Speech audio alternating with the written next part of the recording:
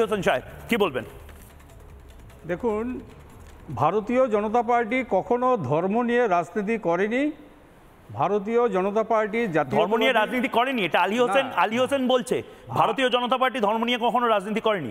ভারতীয় জনতা পার্টি কখনো ধর্মকে আমরা প্রথম সারিতে আমরা রাখি না এবং কোনো ক্রমেই না। আমরা জাতীয়তাবাদী রাজনীতি করি।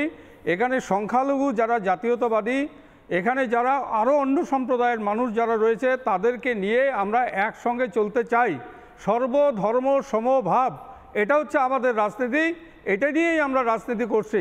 মাননীয় প্রধানমন্ত্রী সাহেব যখন মুসলিমদের কোনো অনুষ্ঠানে যান, সেখানে কিন্তু তিনি মমতা বন্দ্যোপাধ্যায়ের মতন হিজাব পরেন না।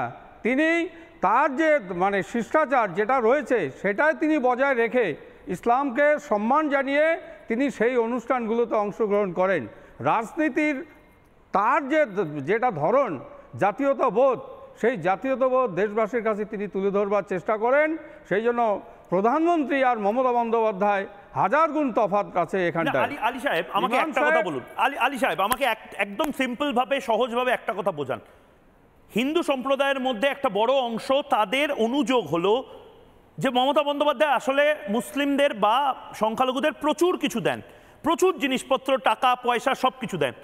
কিন্তু আদপে সংখ্যালঘু সম্প্রদায়ের মানুষ, বহু মানুষ, তারা আমাদেরকে বলছেন, শোতে বলছেন যে আসলে তারা কিছু পান না এবং যেগুলো পান সেগুলো অসাধু ব্যবসায়ী এবং তাদের নেতারা লুটেপুটে খায়। মানে সংখ্যালঘু সম্প্রদায়ের মধ্যে থেকে 0.005% প্রভাবশালী, তারা টাকা জমি জমা সব কিছুর অধিকারী, আর বাকিরা তারা আপনাদের কথায় যেটা বললেন যে ধর্মীয় অনুষ্ঠানের সময় ফল পর্যন্ত কিনে খেতে পারেন না, আধবেলা হয়তো তাদেরকে খেয়ে কাটাতে হয়।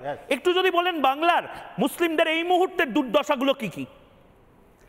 দেখুন, বাংলার সংখ্যালঘু বিশেষ করে মুসলিমদের যে দুর্গতি সেটা আমরা তো লক্ষ্যই করছি। মাননীয় মুখ্যমন্ত্রী তৃণমূল কংগ্রেসের, তিনি পশ্চিমবঙ্গের সংখ্যালঘু মুসলিমদের যেভাবে তিনি তুলে ধরবার চেষ্টা করছেন, প্রকৃতপক্ষে এইভাবে উন্নয়ন সম্ভব নয়, এইভাবে মুসলিমদের সার্বিক উন্নয়ন হবে না।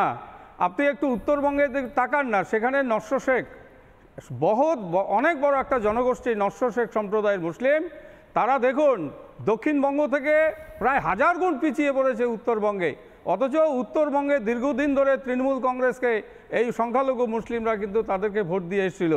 আজকে ভারতীয় জনতা পার্টি, আমরা কোনো সংখ্যালঘু বলছি না, সংখ্যাগুরু বলছি না, আমরা জাতীয়তাবোধের কথা বলছি, আমরা ন্যাশনালিস্টের কথা বলছি।